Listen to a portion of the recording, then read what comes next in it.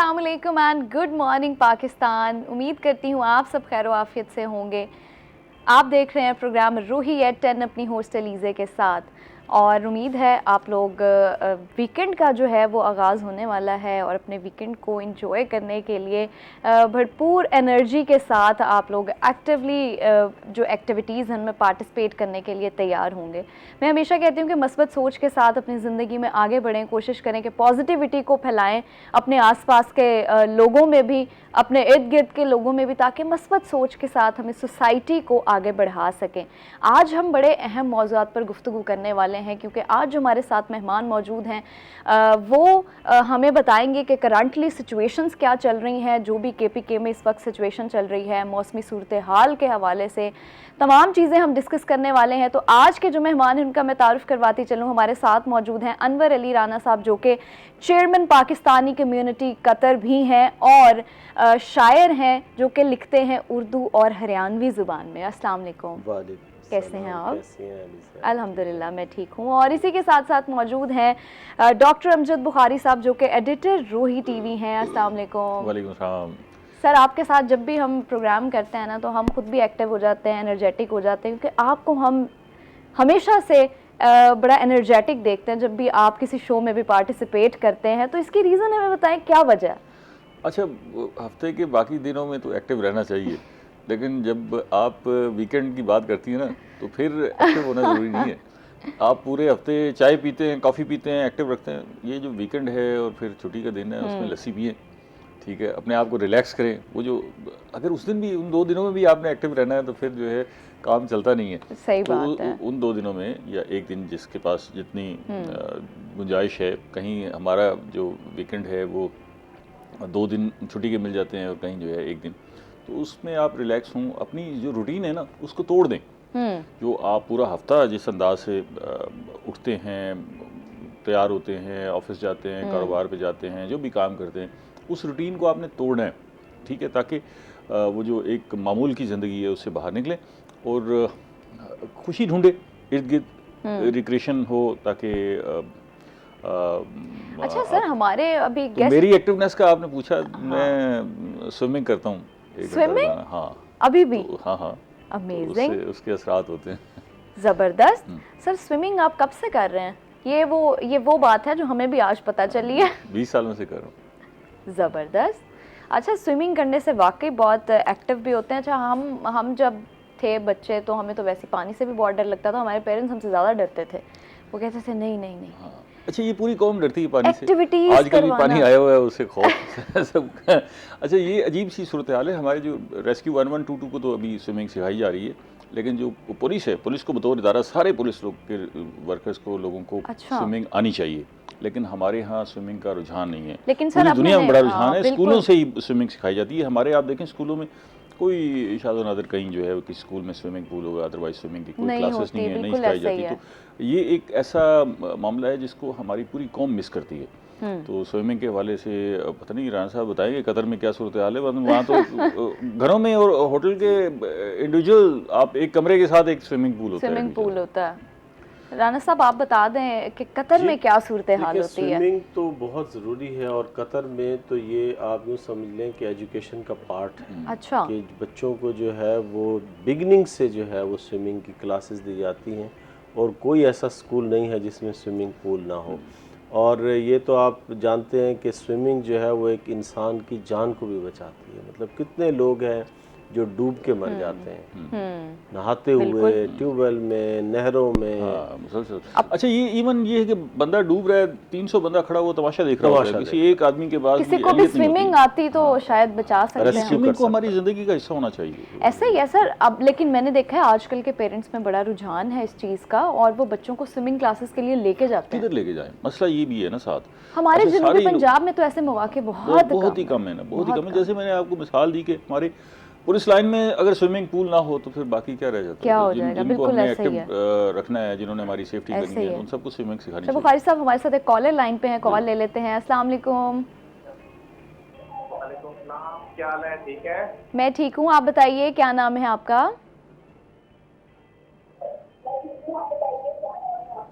आमिर मेरा नाम है, मैं पिपला से बात कर रहा हूँ। ठीक है कैसी हैं सर, पहले ठीक है? आप अपने टीवी की जो है आवाज़ बंद कर लें, क्योंकि हमें आपकी आवाज़ सुनने में थोड़ा मसला हो रहा है।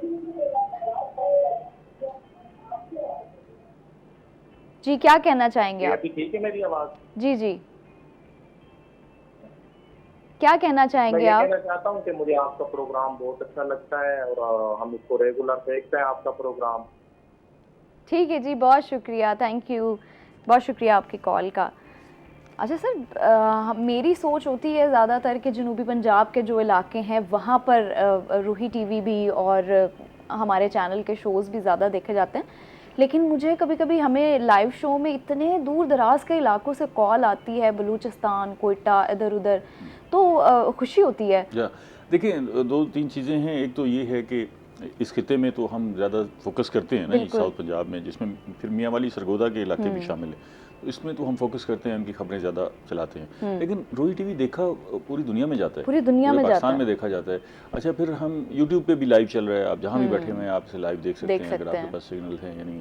तो जो मुल्क से बाहर बैठा हुआ है, अब राना साहब कतर में बैठे हुए हैं, ये जानना चाहते हैं कि जनूब पंजाब के क्या हालात हैं, तो रोही लगाएं तो सारा कुछ पता लग जाता है कि जी किसकी शादी हो रही है, कहाँ गमी है क्या। अपने इलाके की खबरें जो है वो तो रोही से ही मिलती है, और रखनी भी चाहिए, अपने इलाके की खबर होनी भी चाहिए।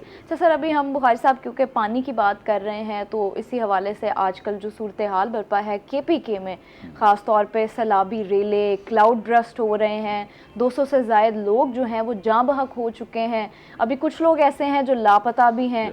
तो क्या सिचुएशन है, ये क्लाउड ब्रस्ट इतना ज़्यादा कॉमन क्यों होता जा रहा है? बहुत खौफनाक सिचुएशन है जी। वो जो हम कह रहे थे, वो दुनिया में कह रही थी कि पाकिस्तान के अंदर जो है मौसमियाती तब्दीलियाँ हो रही हैं और पाकिस्तान बहुत वल्नरेबल है, इससे मुतासरा मुल्कों में ऊपर है।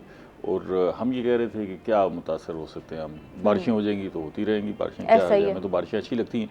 अच्छा, अगर ड्राउट हो जाएगा तो वो भी हम भुगतते आए हैं, हमारे सराव में जो है ऑल टाइम खुशहाली होती है, तो हम फिक्रमंद नहीं थे। लेकिन अब जो सूरत हाल है, अब सिर्फ एक दिन के जो वाक़यात हैं, अल्लाह रहम करे, देखें जी 250 अफराद जो है, ये जो फिगर है वो जान से गए हैं, अभी बहुत सारे लोग मिसिंग हैं, बड़े लोग ज़ख्मी हैं, हज़ारों घर जो है वो पानी में बह गए हैं, गाँव के गाँव मलिया मेट हो गए। और ये जो बनीर और बाजोड़ में, जिसको वहाँ के लोग बाजोड़ कहते हैं, तो वहाँ पर जो सूरत हाल है वो बड़ी खौफनाक है। 150 आदमी बाजोड़ में जो है वो जाँ बहक हुआ है, बनीर में जो है वो 75 लोग जो है वो जाँ बहक हुए हैं, सवात में, इसके साथ साथ जो है वो दीर में, लोअर दीर में। और एक अजीब मंजर है, बेबसी है, आप रेस्क्यू नहीं कर पा रहे, रेस्क्यू भी नहीं कर पा रहे। आप देखें, कल रेस्क्यू करने के लिए जो हेलीकॉप्टर गया है वो भी गिर गया और उसमें भी 5 शहादतें हो गई। तो वहाँ पर जो है, अब जो आप पूछ रही हैं कि क्लाउड ब्रस्ट की क्या जो फिनोमिना है, दो चीज़ें जो है ना वो बड़ी डिफरेंट सी उभरी हैं पाकिस्तान के अंदर। एक तो ये बिजली गिरने के वाक़यात, बिजली गिरने के वाक़यात होते थे पाकिस्तान के अंदर, पूरी दुनिया में होते हैं, लेकिन उससे ये होता था कि कोई इक्का दुक्का बंदा ज़ख्मी हो जाता था, बड़ा कम ही कोई जो है वो हलाकत की इतला आती थी।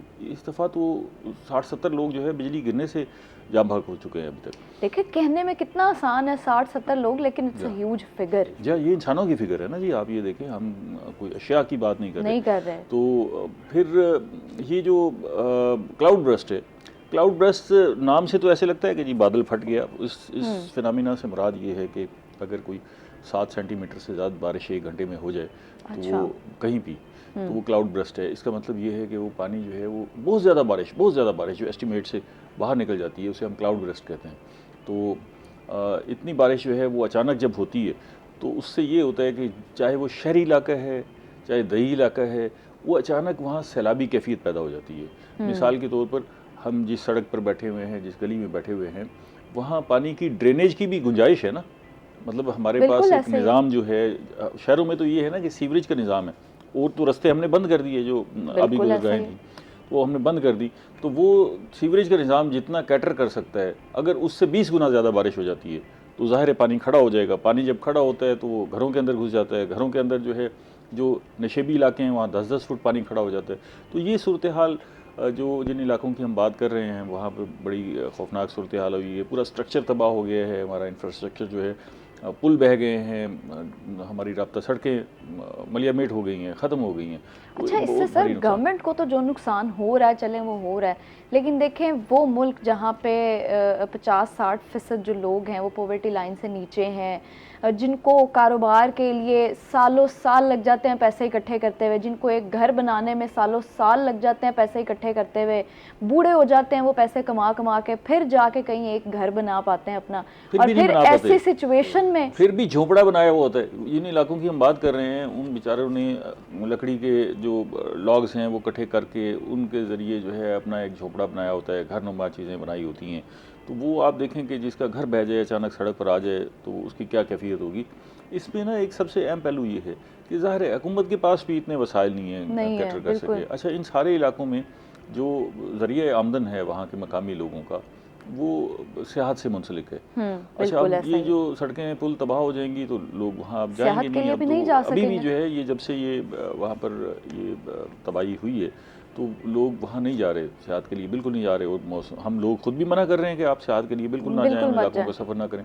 तो आप देखें कि उनका रोज़गार जो है वो कहाँ खड़ा हुआ है, रोजगार और भी इससे मुश्किलात का कितनी शिकार है। चीजें मुंसलिक हैं और हर चीज अफेक्ट हो रही है। हाँ, एक सबसे अहम बात यह है कि वहाँ दरख्तों की बड़ी कटाई होती है। दरख्तों की कटाई की वजह से आप देखें जहाँ भी सैलाबी कैफियत पैदा होती है ना, वहाँ कितने लॉग्स इकट्ठे होकर पानी के साथ बहे जा रहे हैं। पुलों को तबाह करने का सबसे बड़ा जरिया जो है वो सबब ये लॉग्स बनते हैं। तो दरख्तों की कटाई हमें पूरे मुल्क में एक हंगामी हालत नाफिज करनी चाहिए कि कहीं भी कोई दरख्त नहीं काटा जाएगा, नहीं उस काटा पर जाएगा। सख्त से सख्त सज़ा होनी चाहिए। और नए दरख्त सर अब लगाने तो के लिए जुर्माने भी आयद कर दिए गए हैं ना। अभी भी दरख्त कट रहे हैं, मुसलसल कट रहे हैं। आप किसी सड़क पर रात को जाके खड़े, वो बड़े समझदार लोग हैं, रात को हाँ, ये भी लेके है। मंडियों में जाते हैं। आप मंडी में जाके देख लें, वहाँ पर दरख्तों के कटाई के ढेर लगे हुए हैं, ठीक है ना जी। और हमारे यहाँ यही तो मामला है कि कानून शानून तो सारे मौजूद हैं, लेकिन उन पर अमल दरामद इम्प्लीमेंटेशन कोई नहीं है। इम्प्लीमेंटेशन नहीं होती। अच्छा जी, अनवर साहब, चूँकि अब आप भी हमारे साथ मौजूद हैं और सिचुएशन से आप हैं कि केपीके में क्या सूरत हाल इस वक्त चल रही है, तो क्या कहना जी चाहेंगे आप? बिल्कुल ऐसे ही है कि ओवरसीज़ कम्युनिटी जो है उसके दिल पाकिस्तान के साथ धड़कते हैं, और जब भी कोई भी डिज़ास्टर की सिचुएशन होती है पाकिस्तान में तो सबसे पहले ओवरसीज़ जो है वो आते हैं और अपने वतन के लोगों की और वतन की इकॉनमी के लिए भरपूर किरदार अदा करते हैं। सबसे पहले तो मैं कतर में पाकिस्तानी कम्युनिटी की जानिब से इस सानहे पे ताज़ियत भी करता हूँ, और हम पूरे यकीन भी दिलाते हैं कि जिस कदर ओवरसीज़ से मुमकिन हो सका हम इंशाअल्लाह अपने वतन में अपने भाइयों के साथ खड़े होंगे। अल्लाह ताला ठीक है। इन आफात से हमें महफूज बिल्कुल रखे। ऐसा ही है, आमीन। लेकिन जैसे बुखारी साहब ने कहा कि इसका पहले से इल्म था, लेकिन ये नहीं पता था कि सिचुएशन जो है वो इतनी वर्स्ट हो जाएगी। बिल्कुल ऐसा ही है। अच्छा सर, मुझे बताइएगा कि आपको आप चूँकि शायर हैं और मज़े की बात यह है कि आप उर्दू और हरियाणवी दोनों ज़बानों में लिखते हैं, जी। तो मुझे बताइएगा कि ये सिलसिला शुरू कैसे हुआ? मैं तो वैसे नसर का आदमी हूँ और अच्छा। नसर ही लिखा करता था शुरू से, बच्चों की कहानियाँ अखबारात में मज़ामीन और मुख्तलिफ जो है वो पे नसर पे ही काम था। लेकिन जब मैं मुल्क से बाहर गया तो वहाँ पर सहरा, तन्हाई और ये सब चीज़ें जब मिली तो जो अंदर का शायर था वो भी बाहर आ उसने गया। भी फिर जो है वो जागना शुरू किया। तो सबसे पहली मेरी किताब जो है वो उर्दू शायरी की अच्छा। मंजर आम पे आई, जिसका नाम है जुगनू है मेरी मुट्ठी में। तो ये किताब मेरी उर्दू शायरी की सामने आई। क्या पर्सपेक्टिव था इस किताब के पीछे?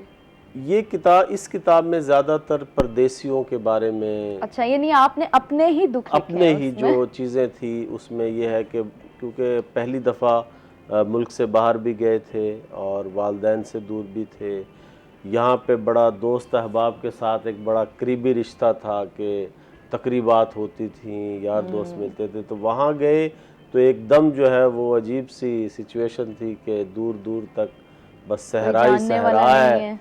और जानने वालों में भी कोई इंडिया का है, कोई श्रीलंका का है, तो वो लैंग्वेज बैरियर भी और वो सारी आता है। चीज़ें थी। तो फिर ये लिखने ने जो है वो मदद दी कि मेरा एक शेर भी है कि अगर लफ्ज़ों को तरतीब अता ना होती हम तो मर जाते अगर शेर ना कहते अनवर। क्या बात है, तो क्या वो फिर जो है इस तरह से शायरी का आगाज़ हुआ। हरियाणवी क्योंकि मेरी माँ बोली है, मेरी मादरी अच्छा। ज़ुबान है, तो उसकी तरफ जो है वो तवज्जो मुख्तलिफ लोगों ने दिलाई कि आप उर्दू शायरी तो बहुत अच्छी कर रहे हैं, अब लेकिन- आपको हरियाणवी शायरी की तरफ भी आना चाहिए। ठीक है जी, एक छोटी सी ब्रेक पर जाएंगे, ब्रेक के बाद वापस आएंगे, आप हमारे साथ रहिएगा।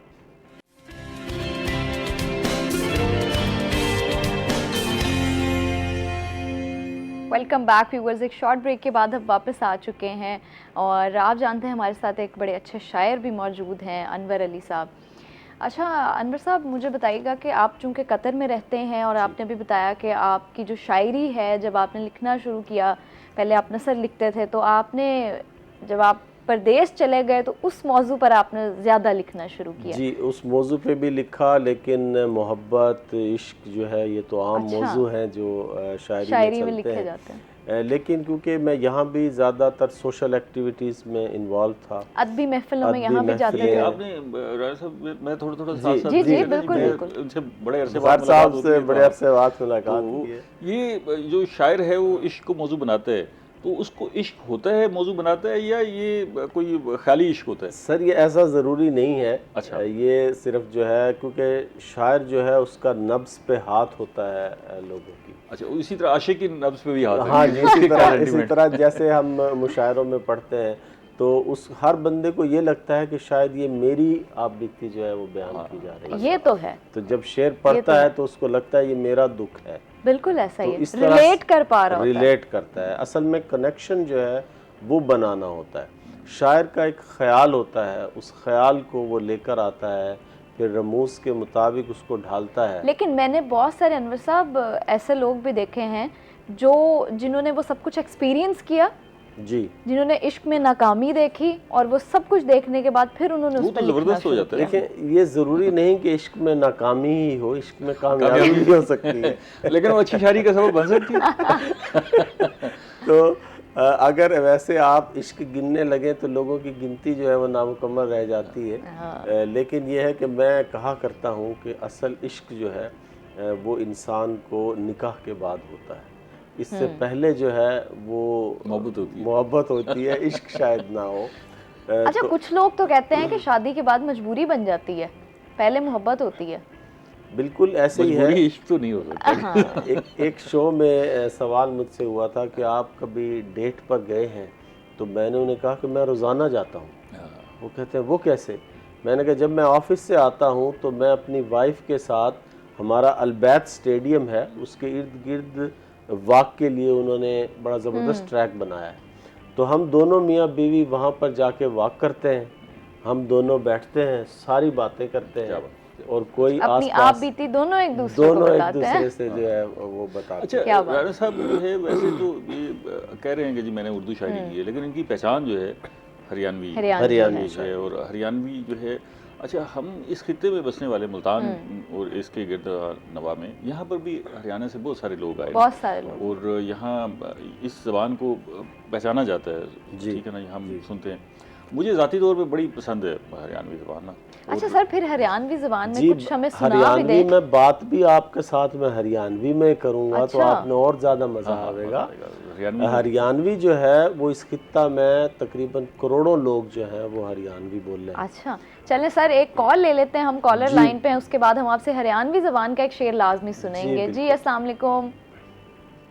सलाम, आप सबको बहुत आपके मेहमानों को भी सलाम हो। मैं कराची से याहिया बात कर रहा हूँ, आपका बड़ा रेगुलर कॉलर भी रहा हूँ। अच्छा। और रूही टीवी की मुझे खास बात पसंद इसलिए कि बड़े अवामी मसाइल को उजागर करते हैं और आपका जो मॉर्निंग शो होता है उसमें काफ़ी अच्छे लोगों को आप बुलाते भी हैं और अच्छे गेस्ट बुलाते हैं, हमें कुछ सीखने को भी मिलता है। बहुत शुक्रिया। मैं क्योंकि रेगुलर कॉलर हूँ तमाम टीवी शोज का और सब मुझे जानते भी हैं। मेरा देखिए शायरी के हवाले से मैं बात कहूँगा, देखिए किसी भी माशरे के अंदर ना फ़नून लतीफ़ा के बगैर वो माशरा मुकम्मल नहीं होता, ठीक है।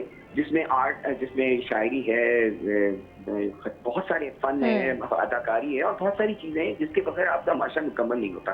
लेकिन क्योंकि हम शायरी जो है ना हमारी जो नई नस्ल के अंदर वो इस तरह नहीं आई जो हम लोग में थी, जो हम बचपन में पढ़ते थे, हमने असातिज़ा को इकराम को भी सुना है, सबको पढ़ा भी है।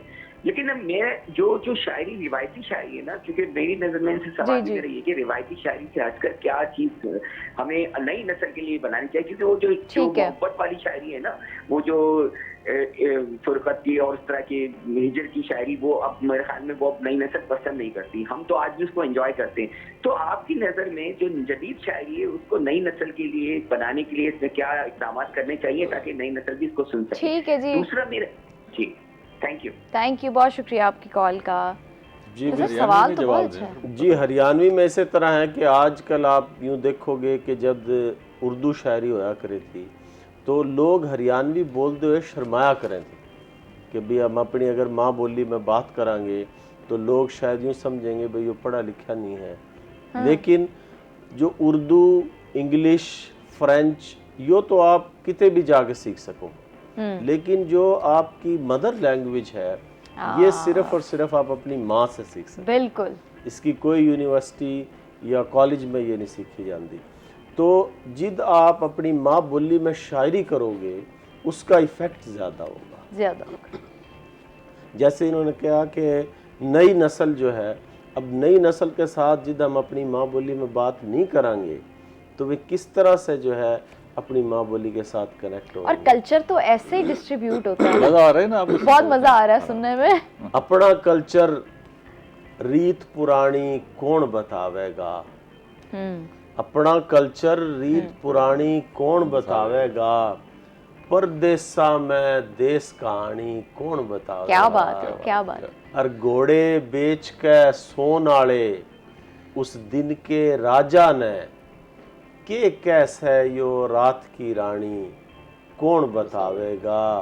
और गांव वाले अंग्रेजी बोले मुंह ने बंगा करके, गांव वाले अंग्रेजी बोले मुंह ने बंगा करके, नई पोद ने माँ की बाणी कौन बतावेगा। क्या बात है, क्या बात है। जिद हम नहीं अपने बालका गले अपनी माँ बोली में बात करांगे, जिद हम अपनी माँ बोली बोलते हुए शर्मावांगे तो फिर दूसरे किस तरह माँ बोली में बात। अच्छा, नहीं सर ये बहुत अच्छी। एक तो इस लैंग्वेज को सुनने का मजा भी बड़ा आता है, मजा है, बड़ा अट्रैक्शन। अच्छा, इंटरेस्टिंग भी है। मुझे समझ नहीं आती, शायद ये इसमें रोब दबदबा है, इसे खड़ी बोली भी कहते हैं। खड़ी बोली है ना, ऐसे है ना जी? बिल्कुल। तो ये इसकी क्या वजह है खड़ी बोली? मतलब इसमें जो लफ्ज है ना आ, वो खड़ा है। अच्छा, ये इसलिए इसको खड़ी बोली। अच्छा, एक सानवी अच्छा सवाल सर, है। मुझे बताइएगा कि सराइकी जुबान को हमेशा कहते हैं कि ये बड़ी मीठी जुबान है। जी, इसी तरह हर लैंग्वेज के साथ किसी ना किसी एक चीज को कनेक्ट किया हुआ है। इसकी वजह मैं आपसे जानूंगी, लेकिन एक छोटी सी ब्रेक के बाद, ब्रेक का टाइम हो गया, एक शॉर्ट ब्रेक के बाद हम वापस आएंगे। आप हमारे साथ रहिएगा।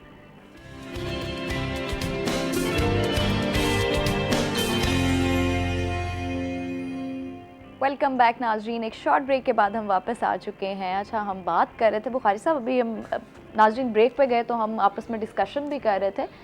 बुखारी साहब, आपने बताया कि मादरी ज़बान जो है वो चूँकि बंदा अपनी माँ से ही सीखता है, घर से सीखता है अपनी, तो आजकल मुआशरे में एक चीज़ बड़ी आम है कि लोग एहसास कमतरी का शिकार हो जाते हैं। वो कहते हैं कि जी नहीं, हमारा बच्चा जो है वो इंग्लिश बोले, इंग्लिश में बात करे, ये कल्चर कॉमन हो गया ना।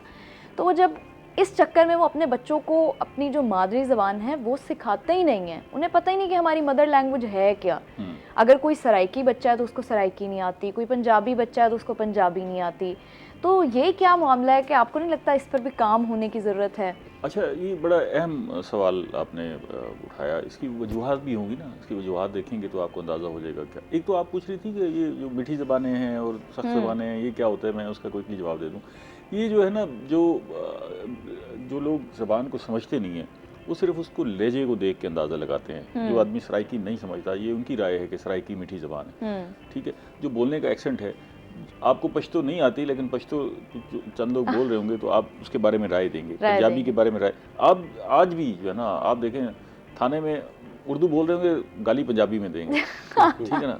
जो गाली देने का मज़ा पंजाबी में है वो किस ज़बान में। अतः हर ज़बान का ना एक अपना लुत्फ़ है। अच्छा, ये जो आपकी बात है कि मादरी ज़बान बुनियादी तौर पर वो ज़बान है जो बच्चा पहली दफ़ा सीखता है, इब्तदाई तौर पे सीखता है, जो यूनाइटेड नेशंस इसकी तारीफ़ करता है। अदरवाइज़ तो हम ये माँ की ज़बान कहते हैं ना जी, माँ सिखाती है। तो दुनिया को भी बड़ी फ़िक्र है, ये जैसे आपने फ़िक्र का इजहार किया, इस तरह दुनिया को भी फ़िक्र है कि मादरी ज़बानों को ज़िंदा रहना चाहिए। इसलिए हम मादरी ज़बानों का एक बैनुल अक़वामी दिन भी मनाते हैं 21 फरवरी को। हाँ जी, कि मादरी ज़बानों को ज़िंदा रहना चाहिए।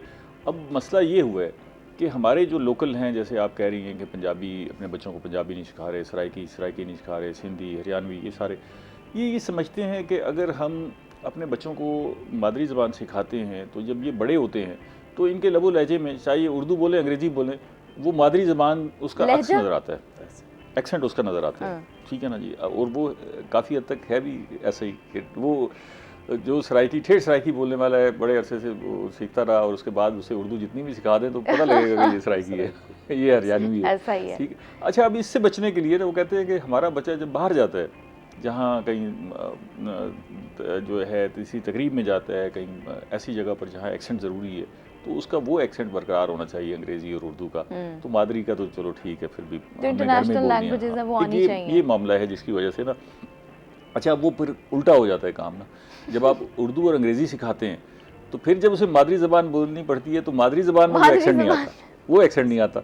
अब ये जो है ना, उसको जितनी मर्जी सिखा लें तो वो फील होता है कि जी ये इसने बोली नहीं है। लेकिन ये है कि मादरी ज़बान का अपना एक लुत्फ़ है, उसे ज़िंदा रहना चाहिए। उसकी वजह ये है कि जो लर्निंग का प्रोसेस आपको मादरी ज़बान में हो सकता है, जो सेंटिमेंट का इजहार आप अपनी मादरी ज़बान में कर सकते हैं, जो सकाफ़त और तहज़ीब मादरी ज़बान में मुनक़स होती है, वो किसी और सीखी हुई ज़बान में नहीं हो सकती। ठीक है ना जी। जैसे मैंने अभी आपको कहा कि गाली देनी हो तो उसका हमारे बहुत सारे लोग को कहते हैं यार गाली तो मैं अपनी ज़बान में दूंगा, मज़ा तभी आएगा। क्यों जी? बिल्कुल ऐसे लतीफ़ा भी अपनी ज़बान में, अपनी ज़बान में ये ऐसा है। सेंटिमेंट अगर आप मोहब्बत का इजहार कर रहे हैं, उसका भी मज़ा जो है वो अपनी मादरी ज़बान में। बिल्कुल। तो ये जो है, अब एक दरमियानी रास्ता अख्तियार करना है हमने ना, ऐसा रास्ता अख्तियार करना है। अच्छा, अब हमारे यहाँ बड़ी अजीब सी सूरत हाल है, वालिदैन आपस में मादरी ज़बान बोल रहे हैं, ऐसा ही बच्चों को सिखा रहे हैं उर्दू या अंग्रेजी। हाँ, तो फिर बच्चा ना बीच में आ जाता है, वो ना वो चीज़ सही से सीख पाता है ना वो चीज़ सही से सीख पाता है। हाँ, ये उसके साथ बड़ा मसला है। अच्छा, फिर हम ना बैक वक्त बच्चे को साथ ही कुरान मजीद पढ़ने के लिए भी डाल देते हैं। ऐसा ही है, अरबी भी वो सीख रहा है, वो मादरी ज़बान भी सुन रहा है घर में, वो जो है एक हम उसे उर्दू सिखा रहे हैं, उसको जो है टीचर्स जोर दे रहे हैं कि आपने अंग्रेजी भी सीखनी है, अंग्रेजी भी सीख रहा है। तो आप बैक वक्त आप देखें ना, वो इतना कन्फ्यूजन का शिकार हो जाता है कि वो 4-5 ज़बानें जो है बैक वक्त बच्चा सीख रहा होता है और उसको मुश्किल होती है। तो उसमें से फिर जब उसको तलाश करेंगे इसकी मादरी ज़बान किधर गई और कहाँ है और कौन सी है, तो समझ ही नहीं आती। ये बात बिल्कुल ठीक है। अच्छा अनवर साहब, मुझे बताइएगा, आप चूँकि कतर में रह रहे हैं आजकल और काफ़ी अरसे से, तो वहाँ पे आपको अदबी महफिलों में किस कदर कमी नज़र आई है, कहाँ गैप नज़र आया जो आप मिस करते हैं वहाँ पर? देखिए, कतर में तो माशाअल्लाह अदबी फ़िज़ा जो है वो बहुत बेहतर है। वहाँ पर मुख्तलिफ मुशायरे भी होते रहते हैं, अदबी तकरीबात भी होती रहती हैं, और वहाँ पर पाकिस्तानी फ़ोरम भी हैं जो कि मुसलसल काम कर रहे हैं। अब जैसे बुखारी साहब ने कहा, हमारी इस तरफ बहुत तवज्जो है क्योंकि हमारे बच्चे मल्टी कल्चरल सोसाइटी में परवान चढ़ रहे हैं, तो बहुत ज़्यादा चांस है कि वो दूसरे कल्चर से जो है वो मुतासिर होते हैं और फिर उसको अडॉप्ट करने की कोशिश करते हैं। तो इसमें हमने सोनी धरती के नाम से एक फ़ोरम बनाया है जिसका मकसद जो है बच्चों को अपने कल्चर से जोड़ना, अपने मुल्क से, अपने दीन से जोड़े रखना है। तो उसमें हम माह रमज़ान में दीनी प्रोग्राम करवाते हैं, सीरत नबी पे करवाते हैं। इसके अलावा 14 अगस्त और 23 मार्च पे प्रोग्राम होते हैं ताकि उनको अपने वतन के बारे में पता चले। इवन हम वहाँ पे उन बच्चों से झंडियाँ लगवाते हैं, जैसे हम अपने बचपन में गूंद लगाते थे और फिर हमारे यहाँ तो अभी भी ये कॉमन एक्टिविटी है कि 1 अगस्त से ही बच्चे शुरू हो जाते हैं और आम दुकानों पे आपको सारी चीज़ें दुकानों से मिलना शुरू हो जाती हैं ये, और बच्चे धूप का भी नहीं ख्याल करते। और हम भी बचपन में ऐसे ही थे। अच्छा, हमें तो ग्लू नहीं भी मिलती थी ना, तो हम आटे की गूंद बनाते थे और उससे लगाते थे। तो अलीज़े, आप यकीन नहीं करेंगी, बच्चे इतने खुश होते हैं, भाग भाग के जाते हैं, और फिर पेरेंट्स जब देखते हैं ना तो उनको अपना बचपन याद आता है और वो हमें कहते हैं कि जी देखें यहाँ पर भी वो एक्टिविटीज़ हो रही है।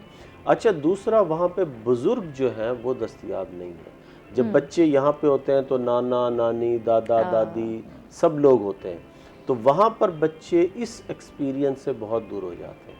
तो हमने उसके लिए सिलसिला ये शुरू किया है कि जब भी पाकिस्तान से कोई बुज़ुर्ग जाते हैं तो हमें कहानी घर जो है ना वो बड़ा पुराना याद है। बुखारी साहब वाकिफ़ होंगे, हम यहाँ भी कहानी घर किया करते थे।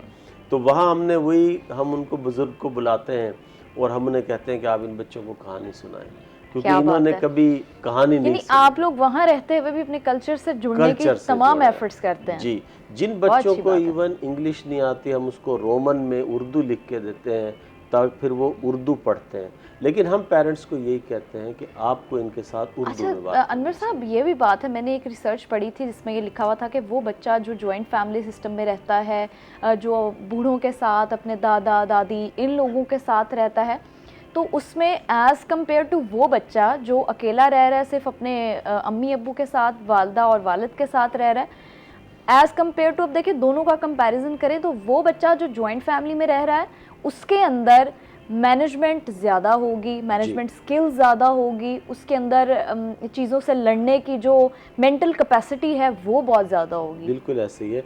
देखिए, बाज़ लोग ये समझते हैं कि आज का दौर बहुत जदीद है, मोबाइल पे हर चीज़ मौजूद है, इलेक्ट्रॉनिक मीडिया है, लेकिन जो चीज़ें इंसान से सीखता है वो आप मोबाइल से नहीं सीख सकते, वो आप टेक्नोलॉजी से नहीं सीख सकते। अनवर साहब, आपके नज़दीक आपको क्या लगता है कि एक शायर के लिए उसका सबसे बड़ा सरमाया क्या होता है? शायर के लिए सबसे बड़ा सरमाया उसके पढ़ने वाले होते हैं। अच्छा। क्योंकि वो जो शेर को एक्सेप्ट करते हैं, क्योंकि शायरी एक ऐसी चीज़ है कि जब आप शेर कह लेते हैं तो वो एक पब्लिक प्रॉपर्टी हो जाता है, वो लोगों के पास चला जाता है।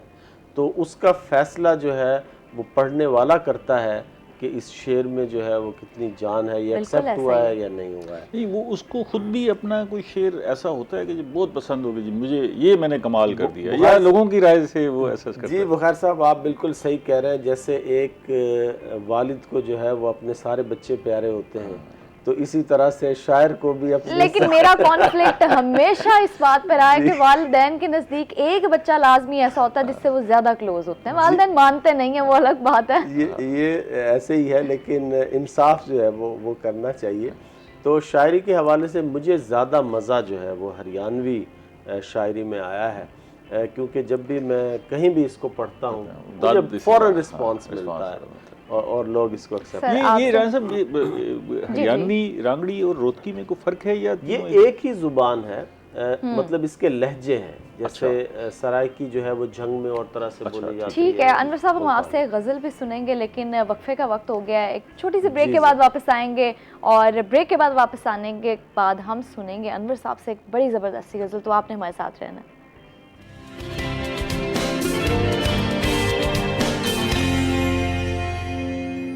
वेलकम बैक नाजरीन। एक शॉर्ट ब्रेक के बाद हम वापस आ चुके हैं, और जैसे कि मैंने कहा था कि अनवर साहब से वापस आने के बाद हम सुनेंगे गज़ल, तो वो आप हरियाणवी ज़ुबान में सुनाएं तो ज़्यादा मज़ा आएगा। हरियाणवी ज़ुबान में आपको सुनाता हूँ कि राग पराए गावे भाई, माँ बोली बिसरावे भाई, क्या बात। रूख पे बैठे पंछी की सुन के बाणी बतड़ावे भाई। मतलब पंछी जो है वो अपनी माँ की ज़ुबान बोलता है, वो कोई और ज़ुबान नहीं बोलता। कि रूख पे बैठे पंछी की सुन के बाणी बतलावे भाई, माता लोरी दे बालक ने मीठे बोल सिखावे भाई। क्या बात। माँ जो है वो लोरी अपनी ज़ुबान में देती है, वो इंग्लिश में लोरी देगी तो वो बच्चे को मज़ा नहीं आएगा। कि माता लोरी दे बालक ने मीठे बोल सिखावे भाई, परदेसा मैं अपनी बोली बोलनिया कित पावे भाई। क्या बात, क्या बात। ज़बरदस्त। परदेसा मैं अपनी बोली बोलनिया कित पावे भाई, रे माँ बोली ने भूले बैठा, तै माँ बोली ने भूले बैठा, कौन तने समझावे भाई। क्या बात। और अनवर भी हरियाणवी रंग में रचना जोड़ सुनावे भाई। क्या बात है। राग पराए गावे भाई, और माँ बोली बिसरावे भाई। क्या बात है, ज़बरदस्त, ज़बरदस्त, क्या बात है। अच्छा बुखारी साहब, मुझे बताइएगा कि डीज़ल की कीमतों में काफ़ी हद तक कमी आई है, 12 रुपये 84 पैसे। तो मुझे बताएं कि ये किस चीज़ पर कितना असर डालने वाली है, ट्रांसपोर्ट सिस्टम पे और बाकी तमाम चीज़ों पे कितना असर डालेगी? ये एक बड़ी, चले मैंने कहा अच्छी गुड न्यूज़ भी हम दे गुड न्यूज़ देते तो हैं। है, लेकिन अचानक कहीं का कहीं पहुंचा दिया हम हरियाणा हरियाणा से डीजल देखिए बिल्कुल सफ़र करना है लोगों ऐसे ने, ही है। तो मैंने कहा लाजमी हम, हमारे पास प्रोग्राम का वक्त थोड़ा कम है, तो एक खुशखबरी भी हम लोगों तक पहुंचा दें। 12 रुपये 84 पैसे डीजल की कीमतों में कमी हुई है, और ये जो कमी है बड़ी कमी है। ये इसके असरात मुरतब होने चाहिए। ख़ास तौर पर हमारे यहाँ ट्रांसपोर्टेशन का तमाम निज़ाम जो है वो डीज़ल के से मुंसलिक है। मिसाल के तौर पर हमारी जो बसेज़ हैं वो डीज़ल से चलती हैं, जो ट्रक हैं वो डीज़ल से चलते हैं, जो लोकोमोटिव्स हैं वो डीज़ल से चलते हैं। तो डीज़ल के साथ ज़िंदगी जुड़ी हुई है। 10 रुपये बढ़े थे, 8 रुपये बढ़े थे, तो सब ने कीमतें बढ़ा दी थी। ठीक है ना जी, किराए बढ़ गए थे, और ट्रकों के किराए बढ़ गए थे, रेल के किराए बढ़ गए थे। तो अब अगर ये 13 रुपये कम हो रहे हैं, तो इसी तरह जो है इसको इंश्योर होना चाहिए कि भाई इसमें कमी हो, क्योंकि फिर महंगाई जो है वो सर उठा रही है। 0.31% जो है वो उसमें महंगाई में इजाफा हुआ है। उसको कंट्रोल करने के लिए ये जो डीज़ल की नरखों में कमी है ये काफ़ी सपोर्ट करेगी। लेकिन अब ये है कि इसको इंश्योर करवाया जाए गवर्नमेंट की जो मशीनरी है उसके ज़रिए। अच्छा, ये भी खुशी की बात है कि चलें पेट्रोल की कीमतों में कमी नहीं हुई तो बरकरार रखा है, ये नहीं कि उसमें इजाफा हो गया। बात है। तो ये भी खुशाइंद है, क्योंकि खबरें आ रही थी कि शायद इजाफा हो जाएगा। तो ये अच्छा हुआ है। ख़ास तौर पे हमारे जो देहात हैं वो उनकी जो पानी का निज़ाम है, ट्यूबवेल्स चलते हैं, उनमें से बेशतर ट्यूबवेल्स जो है वो अभी भी डीज़ल से चलते हैं। तो ये जो है एक अच्छी खुशी की खबर है, और सब लोगों ने इसे वेलकम की है। लेकिन अब अहम बात यह है कि इसके असरात जो है वो सोसाइटी पर मुरतब होंगे और होने भी चाहिए। ये सिर्फ हम तवक्कुआत लगा के इकोनॉमी में भी बड़ा हेल्प आउट करेगा ना। किस चीज़ में? इकोनॉमी में। हाँ जी, इकोनॉमी में ज़ाहिर है इस वक्त हम अपनी सूरत हाल, माशी सूरत हाल बेहतर करने में लगे हुए हैं। मोडीज़ ने भी हमारी जो रैंकिंग है उसको ठीक किया है। अभी $10 लाख जो है वो हमारे ज़र मुबादला में भी इजाफा हुआ है। तो ख़बरें तो ठीक हैं, और हम बतदरीज जो है इस्तेहकाम की तरफ जा रहे हैं, और मईशत जो है वो बेहतर होगी। दुनिया में सर उठा कर चलने का तो एक ही रास्ता है मईशत। अब ये राना साहब बाहर जाके ये सोचते होंगे कि अगर यही रोज़गार अपने मुल्क में दस्तयाब हो तो क्या ज़रूरत है आप जाके बाहर बैठें और ये वीरान सहरा देखें और वहाँ पर जो है एक तन्हाई का शिकार हों और सारी सूरत हाल में। तो ये सारे लोग जितने भी हैं बाहर जाते हैं मजबूरन रोज़गार के लिए जाते हैं। तो इसको हम अपनी मईशत ठीक करके लोगों को रोज़गार दे के, सनतें लगा के, फिर ये अपने लोगों को वापस ला सकते हैं, और यहाँ मकामी तौर पर रोज़गार अभी भी बड़ी तादाद में लोग इंतजार में किस तरह मुल्क से बाहर चले जाएं रोज़गार। सर डेली आप देखें तो ख़बर आ रही होती है कि इतने हज़ार लोग जो हैं वो मुल्क छोड़ के फ़लाँ मुल्क ट्रैवल कर गए, फ़लाँ मुल्क ट्रैवल कर गए, तो वो रोज़गार की तलाश में ही हर बंदा बड़ा मजबूर है। ज़ाहिर है, अभी मैं जब आता हूँ सुबह भी तो हमारे चौराहों पर बड़ी तादाद में मज़दूर खड़े होते हैं। अच्छा, आपने भी ये मंजर देखा होगा, एक कोई बंदा एक मजदूर के लिए रुकता है तो अचानक 50 लोग इकट्ठे हो जाते हैं। ठीक है ना जी, मतलब उसमें से वो भी खुशकिस्मत है जिस दिन उसको मजदूरी मिल जाती है, वो मजदूर खुशकिस्मत है। आप देखेंगे लोग काम करना चाहते हैं लेकिन काम मुयस्सर ही नहीं है। तो इसके लिए सारी जिम्मेदारी रियासत पर जाती है कि वो ऐसे इंतजाम करे जिससे लोगों के लिए रोज़गार का जो है वो ज़रिया बढ़े और लोगों को रोज़गार मिले। काम करना चाहते हैं, उनको काम मुयस्सर होना चाहिए। बहुत सारे दिहाड़ीदार लोग हैं ना,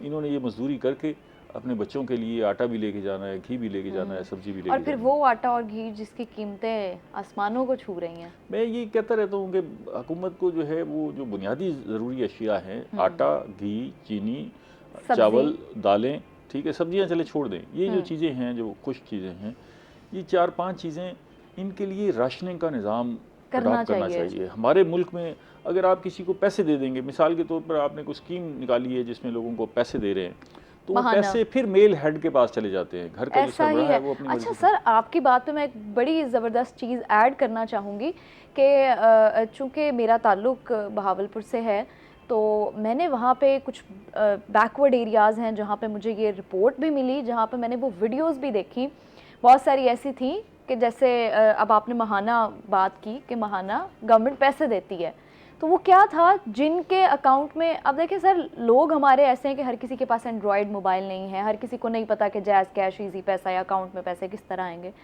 तो वो जब निकलवाने के लिए किसी के पास जाते हैं तो वो 2 से 3 हज़ार रखता है, या जिसके पास आते हैं वो 5 हज़ार रुपये रखता है और जो 5 से 6 हज़ार रुपये बचते हैं वो उन्हें देते हैं।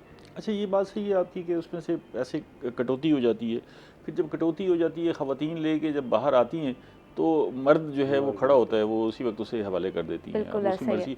जब खुराक हमारे यहाँ ना मेल न्यूट्रिशन है, लोगों के पास खुराक नहीं है, खुराक नहीं उसके है। लिए राशनिंग का निज़ाम हमारे पास अब सारा डाटा है ना जी। लोग जो मुश्किल हालात का शिकार हैं उन्हें सब्सिडी पर सस्ते निर्खों पर आटा और मिलना ये जो चाहिए। चीज़ें हैं ये मिलनी चाहिए। बिल्कुल सर, एक अहम मौजू जो मैं आपके साथ डिस्कस करना चाह रही हूँ कि सैयद मोहसिन रज़ा नकवी साहब जो कि वज़ीर दाखिला भी हैं, उनको निशाना इम्तियाज़ से नवाजा गया है, तो बड़े एज़ाज़ की बात है। जी हाँ, उन्होंने काफ़ी काम किया, बतौर वज़ीर आला भी बड़े मुतहरिक रहे, और अब और वज़ीर दाखिला वो बड़े मुतहरिक हैं, और मुल्क की जो सूरत हाल है, सारी सूरत हाल में वो भाग दौड़ कर रहे हैं और बहुत सारी चीज़ों को बैक वक्त संभाल रहे हैं। और अभी आप देखें, कल वो अचानक बहावलपुर पहुँचे, वो शरीफ गए थे, वहाँ पर एक हमारे कैप्टन आसिफ शिकरानी हैं, वो शहीद हो गए बलूचिस्तान में लड़ते हुए, तो वो उसके घर ताज़ियत के लिए गए थे, और इन हंगामी हालात में भी वो पहुँचे हैं और वो फिर यहाँ से होके गए। तो उनकी बड़ी कंट्रीब्यूशन है, इसलिए उनकी खदमात के एवज़ जो है वो उनको निशान इम्तियाज़ दिया गया। और बहुत सारी शख्सियात हैं जो अहम हैं, उनको दिया गया है। और फिर अगली जो 23 मार्च के लिए भी हमने 263 लोगों की फहरिस्त जारी कर दी है, जिनको हमने देने हैं ये एजाज़ात ना। तो ये एक आपकी जो भाग दौड़ है, आपकी जो मुल्क के लिए खिदमात हैं, उनको हम एंडोर्स करते हैं। बिल्कुल ऐसे ही, और करना भी चाहिए। ठीक है जी बुखारी साहब, बहुत शुक्रिया आपने हमें ज्वाइन किया और आज बड़े अहम टॉपिक्स के ऊपर डिस्कशन भी की है। Thank you so much Anwar साहब, आपसे मिलकर बहुत अच्छा लगा। ख़ास तौर पे हरियाणवी ज़बान के कुछ कुछ लफ्ज़ हैं जो मैं सीख भी चुकी हूँ। Thank you so much for joining us. Break पर जाएंगे, ब्रेक के बाद हाजिर होंगे नए मेहमानों के साथ। आप हमारे साथ रहिएगा।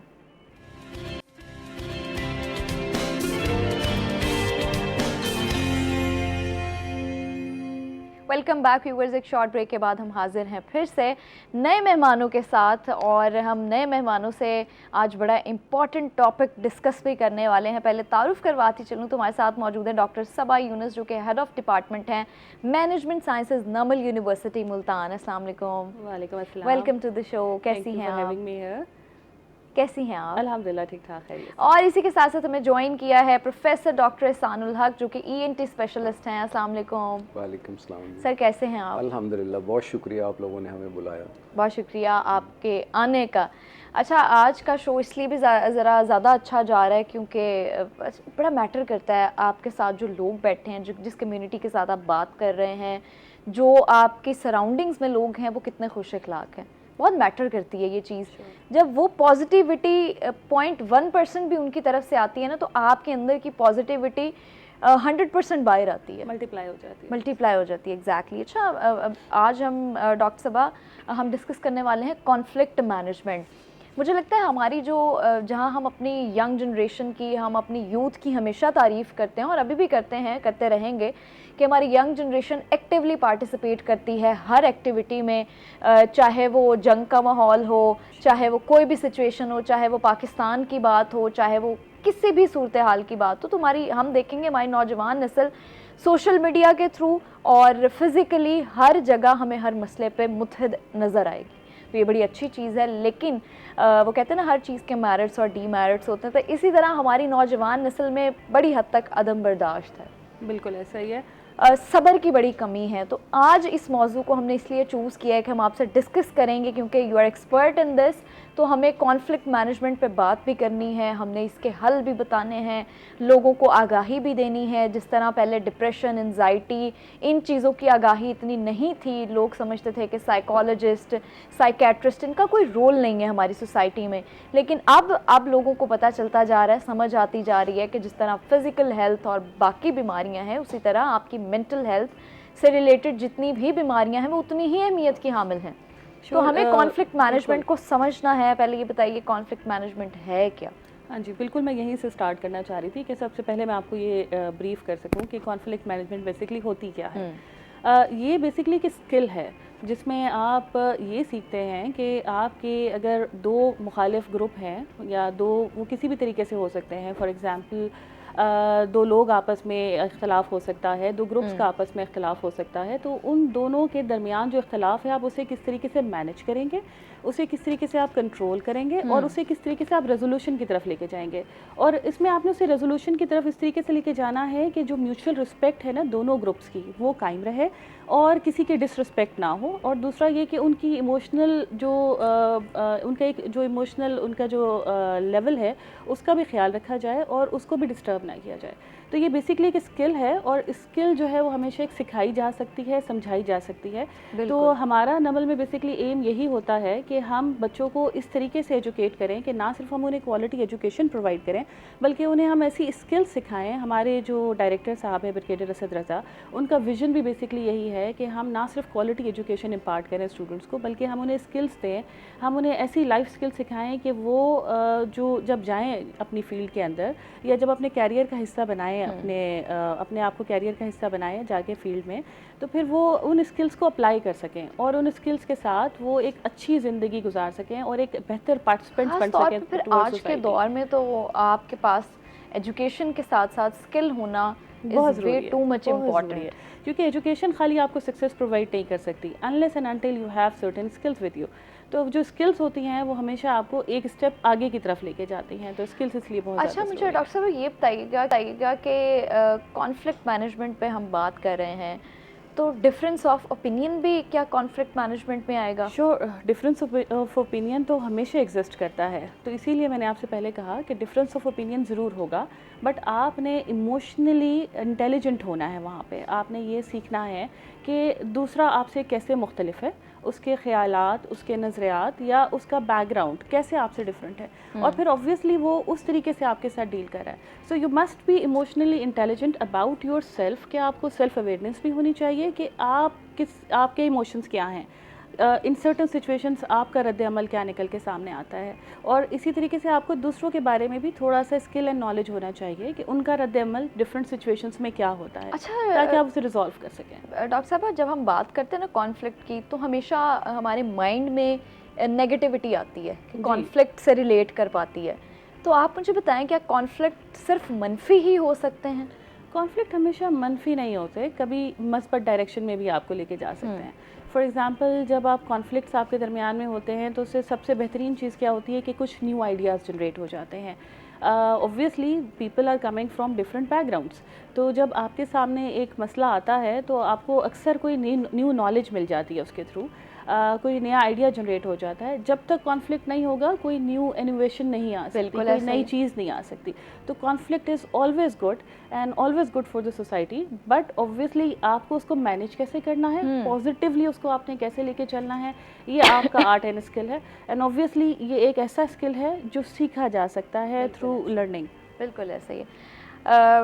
डॉक्टर साहब मुझे बताइएगा कि आजकल मौसम की सूरत हाल सबके सामने है, कोई पता नहीं चलता कि मौसम आज धूप निकली हुई है तो कल मौसम कैसा हो जाएगा, आज बारिश हो रही है तो कल धूप निकल आएगी।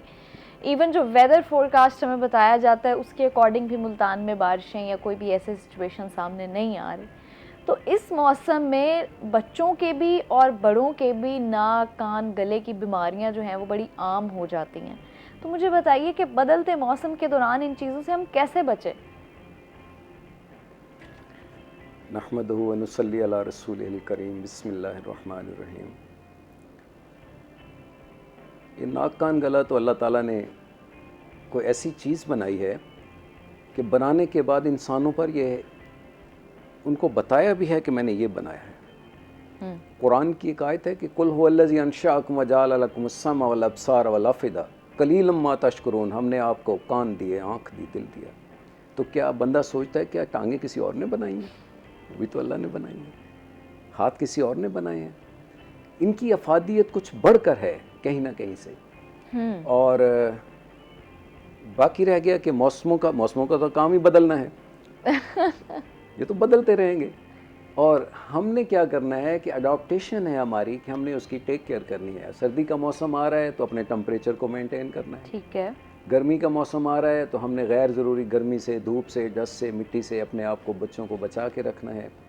और एनवायरनमेंट में यही सिर्फ हवा ही नहीं आती, पानी भी आता है, ग़िज़ा भी आती है, असली दूध भी आता है, असली ब्रेड भी आती है। तो ये हर चीज़ कहीं ना कहीं जाके इंसानी जिस्म पर असरअंदाज तो होती है। तो गर्मी के मौसम में नहाना, ट्यूबवेल पे चले जाना और बार बार बच्चों का अपने तौर पे नहाते रहना, कानों में पानी चले जाना, नाक में चले जाना, तो ये कंपैरेटिवली कॉमन हो जाता है। इसलिए हमें महसूस ये होता है कि शायद ये इन्फेक्शन ज़्यादा हो गया है। बिल्कुल होता नहीं है ज़्यादा, ये तो पहले से परसिस्ट कर रहा होता है और इसका आगाज़ तो माँ के दूध पिलाने के साथ ही हो जाता है। कैसे? ये बाजियाँ जो लेट कर दूध पिलाती हैं, इनके तो हम बड़े शुक्रगुजार हैं।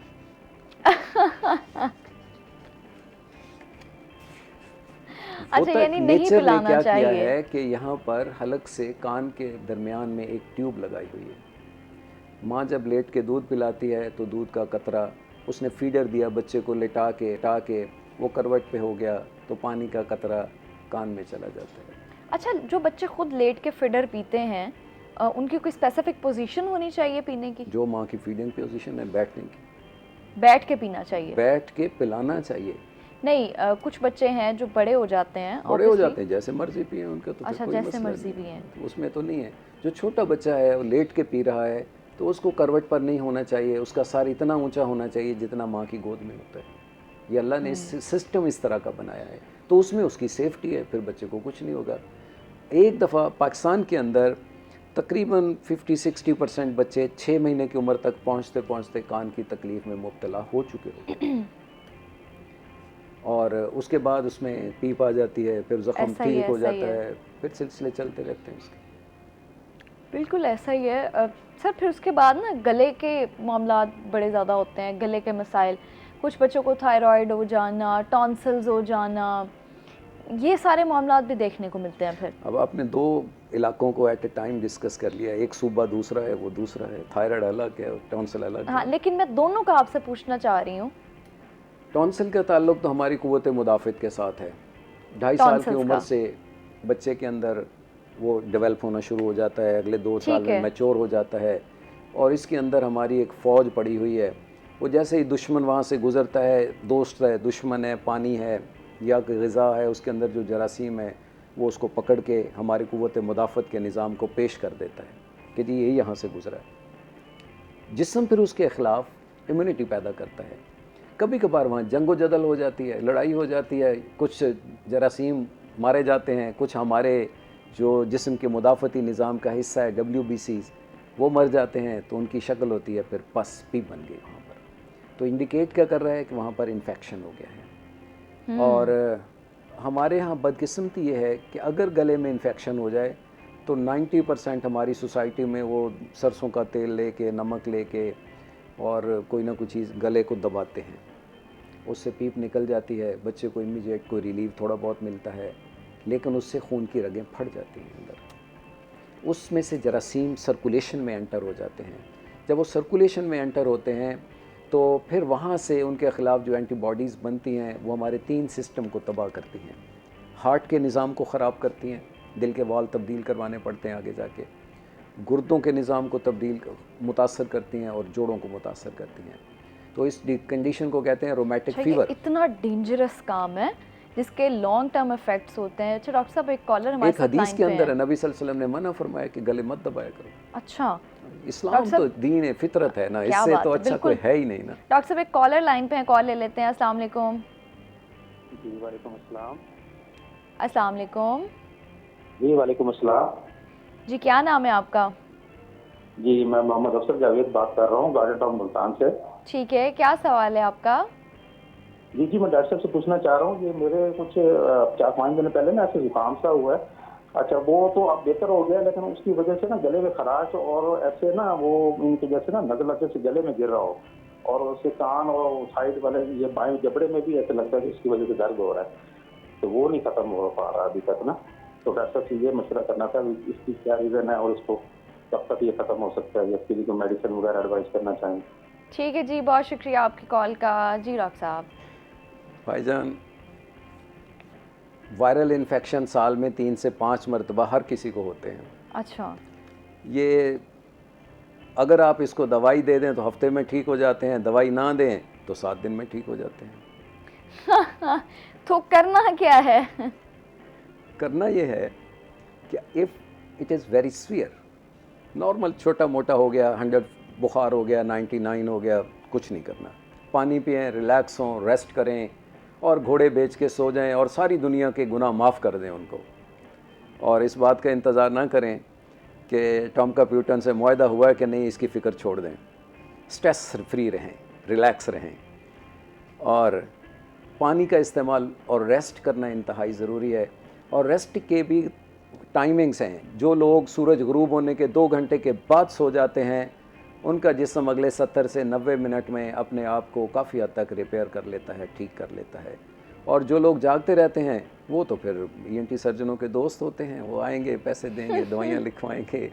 अच्छा सर, वो कह रहे हैं कि उनको जो मसला था उन्होंने आपके साथ डिस्कस किया, अगर कोई मेडिसिन आप रिकमेंड करना चाहें तो आप कर दें।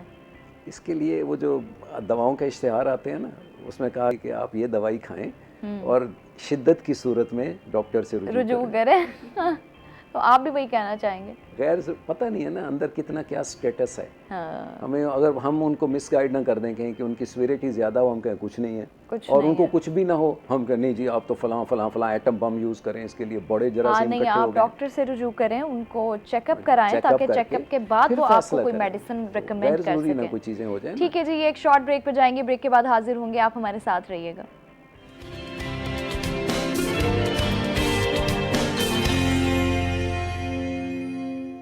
वेलकम बैक नाजरीन। एक शॉर्ट ब्रेक के बाद हम वापस आ गए हैं। जब हम बदलते मौसम की बात करते हैं तो बदलते मौसम में सब्जियां और फल भी बदलते हैं, जो कि इंसानी सेहत के लिए बड़े ज़रूरी होते हैं, बड़े अहम होते हैं। उनको खाना भी बड़ा इंपॉर्टेंट होता है, क्योंकि जो विटामिन्स, मिनरल्स और तमाम चीज़ें हमें सब्जियों और फलों से मिलती हैं वो किसी और चीज़ से नहीं मिल सकती। आप बैलेंस डाइट लें, आपकी डाइट में सब्जियां, फल लाजमी शामिल होने चाहिए, तब ही आप बीमारियों से भी बच सकते हैं। जो जिन मौसमी बीमारियों का हम जिक्र भी कर रहे हैं, आप उनसे भी बच सकते हैं।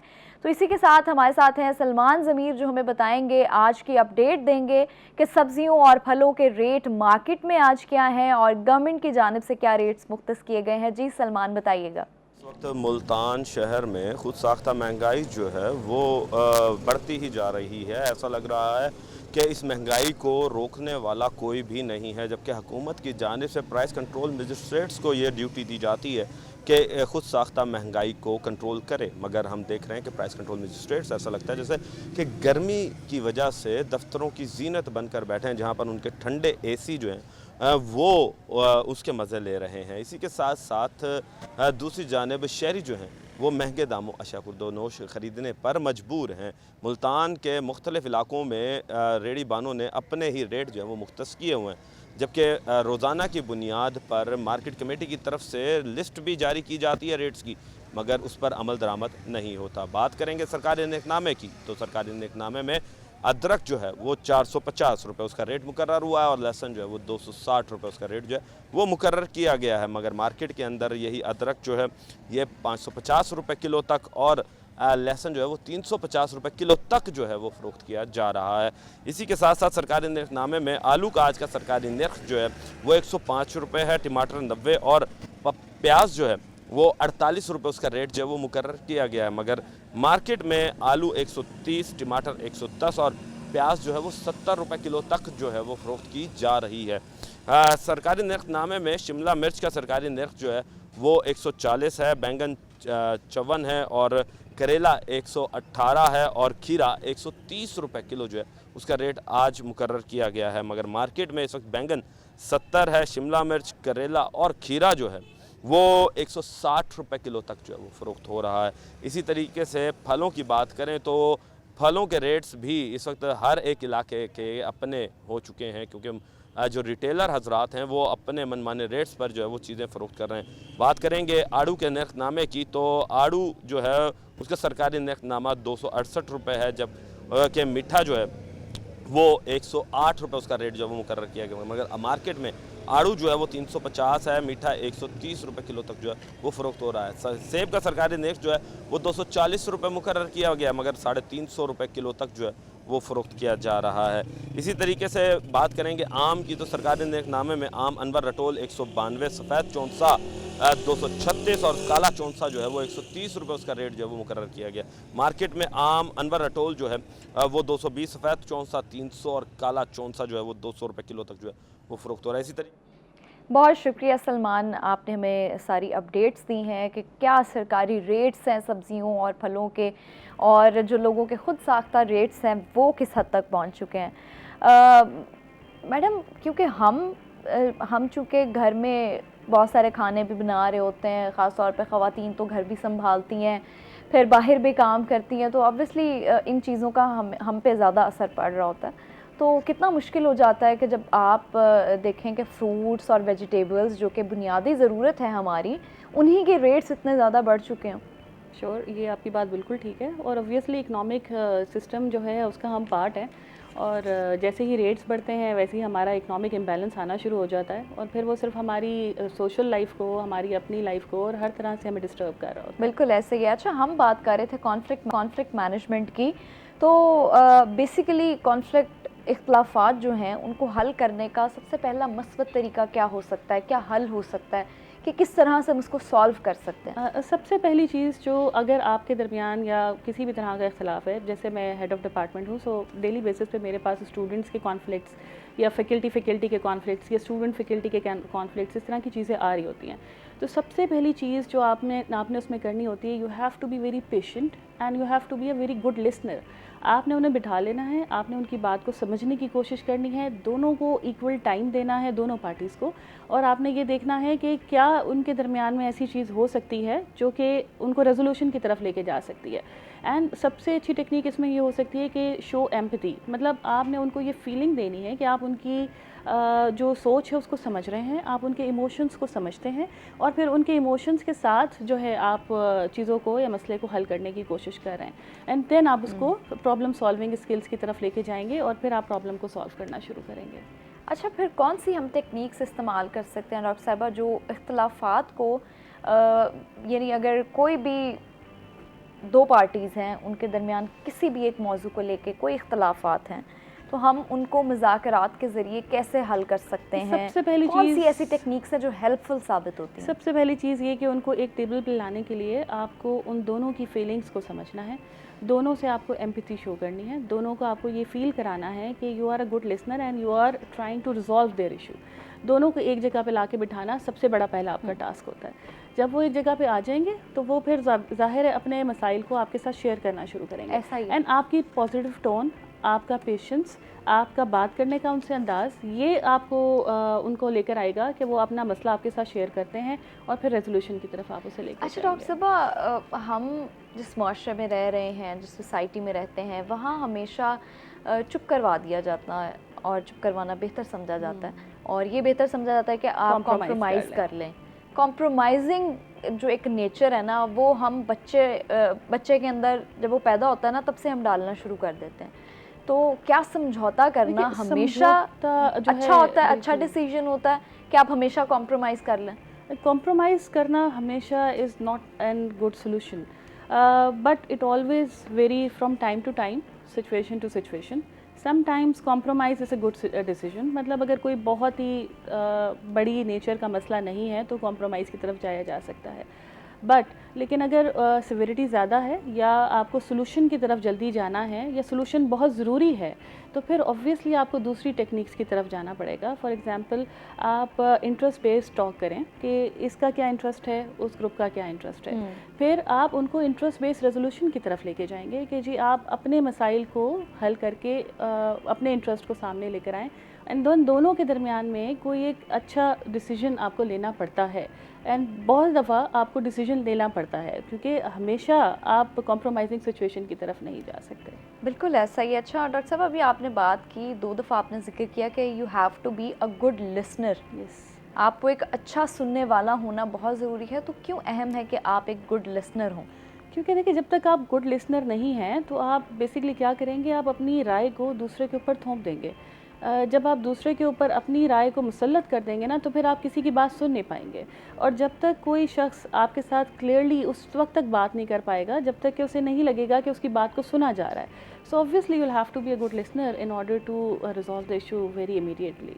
बिल्कुल ऐसा ही है, ये होना बड़ा ज़रूरी है। अच्छा डॉक्टर साहब, मुझे ये बता दें, आपकी तरफ वापस आऊँगी कि हमारा ये अलमिया भी है और हम ये करते भी हैं। जैसे अभी आपने बात की थी ब्रेक पर जाने से पहले कि सरसों का तेल लेके गले को दबाया जाता है और मालिश की जाती है, ये कॉन्सेप्ट है और हमारा बड़ा कॉमन कॉन्सेप्ट है कि आपके गले में दर्द है, कोई भी कुछ भी है, बगैर डॉक्टर को दिखाए आप घर में ये सारी चीज़ शुरू कर देते हैं।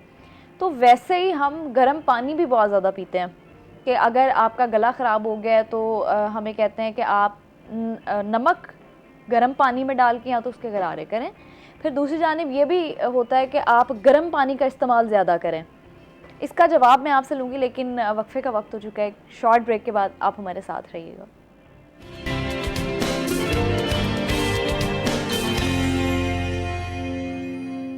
Welcome back viewers. एक शॉर्ट ब्रेक के बाद हम वापस आ गए हैं और ब्रेक पे जाने से पहले डॉक्टर साहब से एक बड़ा अहम सवाल मैंने किया था कि हमारे यहाँ बड़ा अलमिया है कि हम गर्म पानी से अपने गले के मसले सुलझाने की कोशिश करते हैं, तो क्या ये हकीकत है, ऐसा करना चाहिए? कर लेना चाहिए, इसमें तो कोई हर्ज नहीं है। अगर आपके जिस्म में कहीं दर्द है तो गर्म टकोर करने से वहाँ सर्कुलेशन बेटर होती है, दर्द में कमी आती है। अच्छा।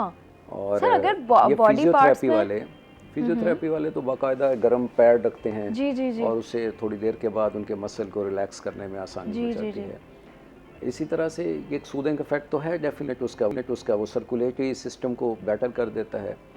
और दूसरा जो दर्द हो रहा होता है उसमें सेल के अंदर पानी भर जाता है, वो स्वेल अप हो जाता है। एफएससी में एक एक्सपेरिमेंट करवाया जाता है कि एक जार के अंदर एक सेमी परमिएबल मेम्ब्रेन रख दी जाती है, दोनों तरफ पानी इक्वल होता है, फिर एक तरफ नमक डाल देते हैं, तो जिस तरफ नमक डालते हैं पानी उस तरफ ज़्यादा जमा होना शुरू हो जाता है। अच्छा। जब आप नमक वाला पानी गले के अंदर लेके जाते हैं, वो सेल्स को टच करता है तो सेल के अंदर से पानी को थोड़ा सा खींच लेता है, तो सेल का जो स्वेल अप है, जो सूजा हुआ हिस्सा है, उसमें कमी आती है और उसमें थोड़ा सा मरीज को ये भाई इफेक्टिव है, साइंटिफिकली प्रूवन है, ये इफेक्टिव है मेथड। तो हम गर्म पानी में शहद डाल के भी पी सकते हैं? शहद तो बड़ी मज़े की चीज़ है, वो तो है ही शिफा, उसमें तो कुछ दूसरी राय नहीं है। दूसरी बात, अहम बात उसमें, उसके अंदर होते हैं फ्री ऑक्सीजन रेडिकल्स शहद के अंदर, तो जैसे ही जरासीम को टच करते हैं तो जरासीम को वो फाड़ देते हैं, उड़ा देते हैं, मार देते हैं। लेकिन सर बशर्त ये कि शहद जो है वो सही होना चाहिए, केमिकल से पाक होना चाहिए। हाँ, ये तो सच है। इसमें तो यानी हमारी सोसाइटी में देखें ना, पैकिंग में हम जितनी भी चीज़ें लेते हैं उनमें बड़ी केमिकल्स होते हैं। हम मुसलमान हैं, हमें अज्यूम करते हैं कि हमने ये से जो लिखा हुआ है वो सच है, और ये शहद ही पैक किया हुआ है। चलें ठीक है। वैसे आपके नफ्सियात का बड़ा ताल्लुक होता है इन चीज़ों से। अगर हम वो कहते हैं ना पानी को पानी समझ के पिएं तो वो हमें पानी लगेगा, पानी को कोक समझ के पिएं तो टेस्ट आना शुरू हो जाता है कोक, ऐसा ही है? ये तो नहीं मुझे पता है। अच्छा, मैंने ये चीज़ बड़ा नोटिस की है, आप अगर पहले ही अज्यूम कर लेना किसी फ़लाँ जगह का जो खाना है वो अच्छा नहीं है, तो वो खाना जितना भी अच्छा हो ना वो आपको अच्छा नहीं लगता। लेकिन अगर आप सोच के जाए ना ये खाना अच्छा है, तो वो खाना किसी के अंदर नाम भी अच्छा हो तो आप कहते नहीं, कंपनसेट कर लेते हैं। मैडम आप मुत्तफ़िक हैं इस बात से? मैं इस पर किसी हद तक मुत्तफ़िक हूँ, लेकिन एक ज़्यादा नहीं, क्योंकि ऑब्वियसली अगर टेस्ट बुरा है तो आपको बुरा ही लगेगा। नहीं, अब मैं बात कर रही हूँ कि आप दिमागी तौर पे अगर आप अपनी बॉडी को ट्रेन कर सकते हैं, आप हैं। अपनी बॉडी को ट्रेन कर सकते हैं कि आप किस तरीके से और किस डायरेक्शन में जाना चाह रहे हैं, ये तो है, आप अपनी बॉडी को ट्रेन कर सकते हैं। डॉक्टर साहब मुझे ये भी बताइएगा कि मौसम जिस तरह बदलता है तो उसमें विटामिन सी लेना अच्छा है, या विटामिन सी हम किन सिचुएशंस में ले सकते हैं? विटामिन सी तो हर सिचुएशन में ले सकते हैं, ये तो अल्लाह की रहमत है। और पाकिस्तान में तो जो है वो सिट्रस फ्रूट्स की शक्ल में बहुत ज़्यादा अवेलेबल है, और हम तो खुशनसीब कौम है, पाकिस्तान में अल्लाह ने हर तरह के फल अता किए हुए हैं। और अगर आप नहीं लेते तो एक बीमारी हो जाती है, स्कर्वी। हाँ, और वो बड़ी ख़तरनाक होती, मर जाते थे लोग जो बहरी जहाज़ों में सफ़र करते थे। स्कर्वी। और उसके बाद फिर इंग्लैंड के रहने वाले और पहाड़ी इलाकों जहाँ पर ये हैं ही नहीं, ये चीज़ें, ये फल ही नहीं होते थे, उनको बतौर इलाज किन्नू माल्टे जहाज़ों के अंदर रखे जाते थे कि यार इनको देने हैं आपने। तो ये एक ज़िंदगी का पार्ट एंड पार्सल है। और दूसरा जो हमारी VATR होती है उसकी रिपेयर करने के अंदर इसका एक बड़ा मददगार रोल है, और अल्लाह की रहमत है कि हमें तो बहुत सस्ते में अवेलेबल है, तो खाएं पिएं। अच्छा सर, सर्दियों में तो हमें किन्नू की शक्ल में भी मिल जाता है विटामिन सी, तो गर्मियों में ऐसे कौन से फल हैं जिनसे हमें विटामिन सी मिल सकता है? कौन सी ऐसी सब्जियां हैं, कौन से ऐसे खाने हैं जिनसे हमें विटामिन सी मिल सकता है? ये ज़मीर साहब अभी नाम ले रहे थे मिठा, मुझे इनसे इख्तलाफ रहता है, ये पता नहीं नाम इसका मिठा किसी ने रख दिया या जबकि मुँह कड़वा हो जाता है। ऐसे ही है बिल्कुल। घर वाले हमेशा हमें कहेंगे, वो बैठते हैं खाने के लिए तो वो कहते हैं कि ये खाओ, ये बड़ा अच्छा होता है सेहत के लिए। ऐसे खाने का क्या फ़ायदा जिसके बाद घंटा बाद आप कुल्लियाँ करते रहें कि टेस्ट कड़वा हो गया मुंह का। इसके अंदर अल्लाह ने कीमती चीज़ें रखे हैं, ख़जाने रखे हुए हैं ना। अच्छा, इसमें भी विटामिन सी Yes, होता है? हर सिट्रस फ्रूट्स के अंदर विटामिन सी काफ़ी होता है। तादाद में होता है। और फलों के ऐसी कौन अंदर सी है, सब्जियां हैं जिन्हें में लेनी चाहिए? ये तो डाइटिशियन बताएगा।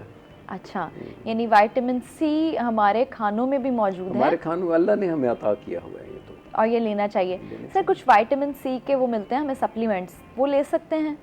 इज इट बेनिफिशियल और नॉट? फ़ायदा होगा ना, आपको नहीं होगा, कंपनी को तो होगा। हमें होगा। कुछ ना कुछ तो होगा, अगर कमी है ऑलरेडी तो उसको कमी होगा। है तो। जिसमें कमी नहीं है उसको तो नहीं होगा। लेकिन जिसमें मुझे लगता है कि अब जो भी सिचुएशंस चल रही हैं आजकल जितनी भी, या तो लोग ओवरवेट हैं, ओबेसिटी की तरफ जा रहे हैं, या अंडरवेट हैं, तो दरमियानी हमें जो परफेक्ट लोग हैं ना, और जो परफेक्ट एक फिज़िकल हेल्थ है, वो बड़े कम लोग हमें मिलेंगे, बड़ी रेशो कम है। तो विटामिन सी आई थिंक लेना चाहिए। सारे विटामिन्स लेने चाहिए। तो बैलेंस है, अल्लाह ताला ने फल दिए हैं आपको, सब्जियां दी हैं इनके अंदर, और हर एक ही जगह से, एक ही ज़मीन से उग रही है। जायके मुख्तलिफ हैं, लज्जतें मुख्तलिफ हैं। तो this variation is just because of जो उसके अंदर कॉम्बिनेशन है, पोटाशियम है, कैल्शियम है, उसको वेरी करता है। ऐसा ही है। अच्छा डॉक्टर साहब, जब जैसे सर्दियाँ आने वाली होती हैं, कुछ लोगों को गर्मियों में भी फ्लू होता है, वो हमारे घर वाले कहते हैं कि ये गर्मी का ज़ुकाम है और ये ठीक हो जाएगा, नहाएं, ज़्यादा शॉवर लें, पानी का इंटेक ज़्यादा रखें, तो गर्मी का फ्लू जो है ऐसे ठीक हो जाएगा। सर्दियों में भी फ्लू होता है, तो जिनका नाक बंद हो जाता है ना, वो बड़े इरिटेटेड रहते हैं।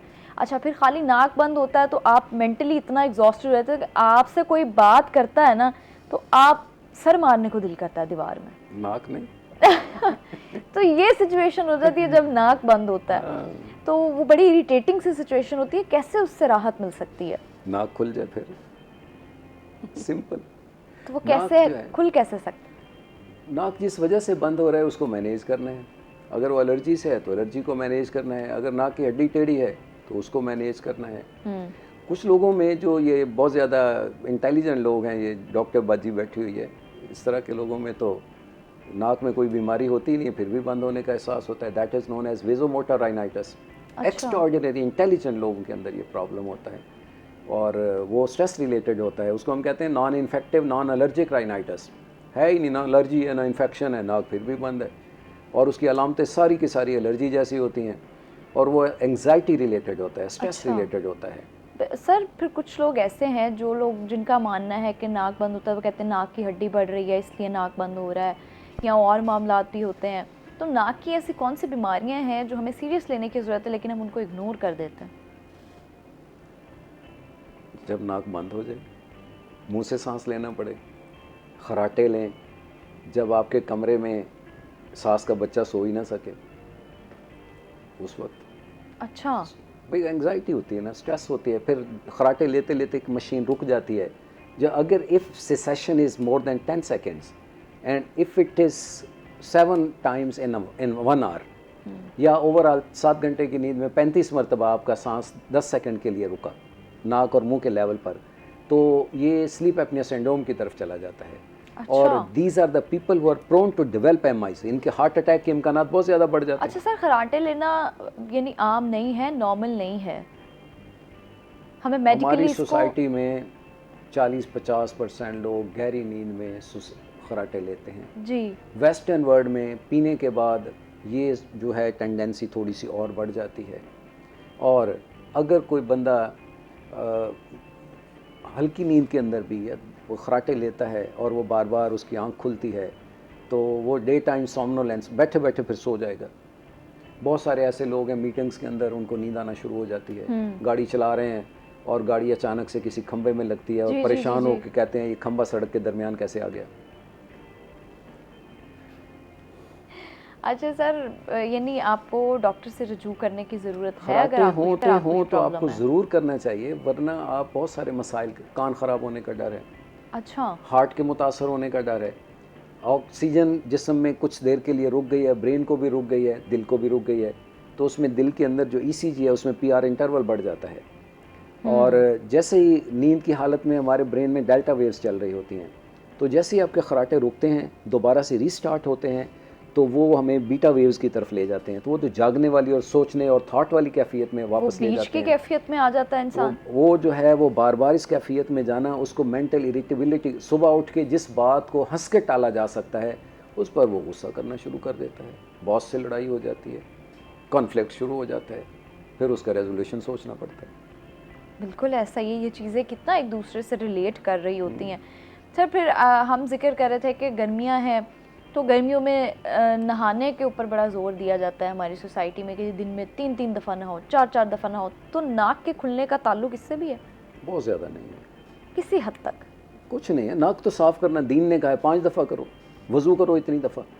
और दुनिया लेकिन के नहाने अंदर का कोई ताल्लुक नहीं है फ्लू से। नहाने का ताल्लुक फ्लू के साथ कोई नहीं है। 3 से 5 मरतबा हर पूरी दुनिया में होता है, इंसानों को होता है, भेड़ों को होता है, बंदरों को होता है।